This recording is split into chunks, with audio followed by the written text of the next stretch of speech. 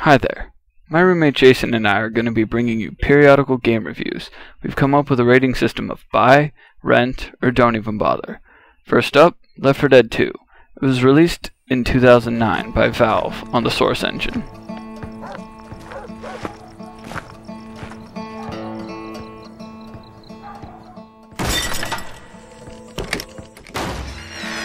Report unusual behavior.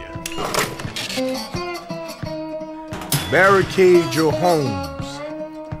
Avoid all contact with infected individuals. Wait for official instructions. Wait my ass. Kill all sons of bitches. That's my official instructions. Alright, let's start with my initial thoughts of the game. Before the actual game was released, I had to say that it kinda just looked like a remake of the first, with different characters in a different location. Gotta admit though, they picked some pretty good music for the trailers, and I now have a new jam to killing zombies too. The game itself has some drawbacks, as there so often are. Repetitiveness is an issue. I mean, you go from safe house to safe house, and what's the point? You make it to some vehicle at the end that inevitably takes you to more harm. Until the end, where they actually had to have an ending. There are some new features to this game to make it different from its older counterpart, such as additional zombies, healing items, melee weapons, the AI director, the new versus modes, and realism mode. I know that was a lot to handle, but bear with me. Spitters are infected that, as the name suggests, spit acid at the survivors. Chargers are big guys that slam the survivors into the ground with their big arms. Once charged, the survivor doesn't have long to live unless his teammates come to rescue them. Jockeys are annoying little guys that don't actually render the survivor helpless, but they do steer them towards danger. Hunters, smokers, boomers, and Jason's personal favorite, tanks, all make appearances. For those of you who miss Lewis's trademark, heals here, I'm sorry. However, in the new game there are some new ways to keeping yourself alive through the waking nightmare. First, adrenaline. It's an homage to the pills because it is also a temporary health booster. However, it also makes you do things more quickly, such as reviving, healing, or using the defibrillator. Speaking of, that's the second addition to the Left 4 Dead 2 healing system. When you get below 0 health, you get incapacitated. If someone is able to revive you in the 5-ish minutes that you have, then great. But if not, the character dies. The defibrillators, the characters can reverse that though. Have you ever wanted to smash a zombie skull in with a frying pan? How about a guitar? No? How about a katana? The developers at Valve sure did, which is why they developed the melee weapon system.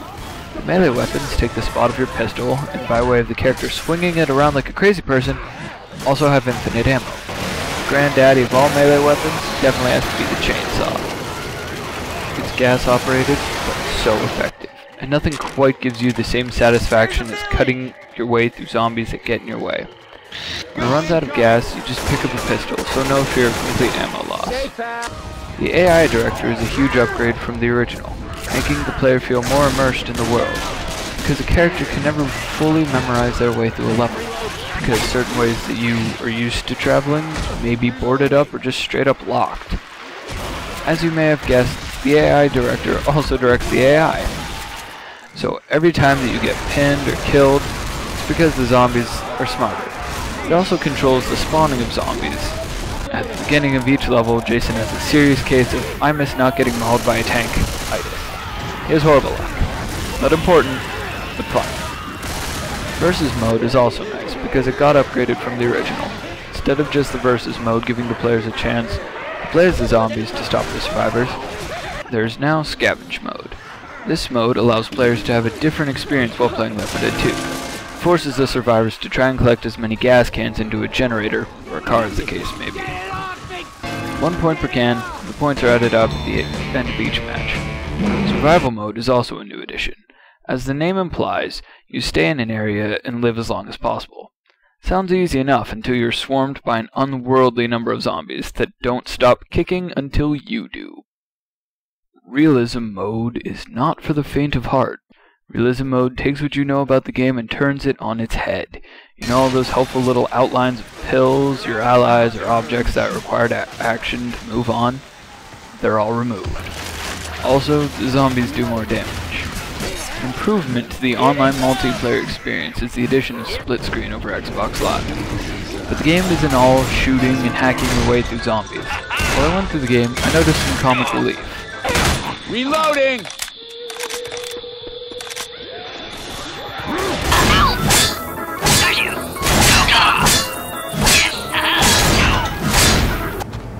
My buddy Keith tried camping out on top of a building once. He was shooting crows, but the police were too busy tear gassing him to ask what he was doing up there. He screamed for an entire year every single time he opened his eyes. Oh man, at first it was funny, then it just got sad, but then it got funny again. Oh man. Okay. The game was originally released for the PC, which would make one think that it wouldn't transition well to consoles. One would be wrong. I can recognize a Source game based on the graphics, which are good. There is a slightly noticeable drop in quality when playing split screen, then again, it's doing twice the work, so come on. The sound of the game is very important. Different sounds working to different things. In 10 minutes of playing the game, I could tell the difference between a jockey, a hunter, and a warning to an incoming attack, without using closed captioning. After playing Left 4 Dead 2, it surpassed my expectations, giving an excellent addition to the genre. I would definitely buy this game. Well, hope I've helped at least some of you. See you next time. Hey, kill all sons of bitches, right?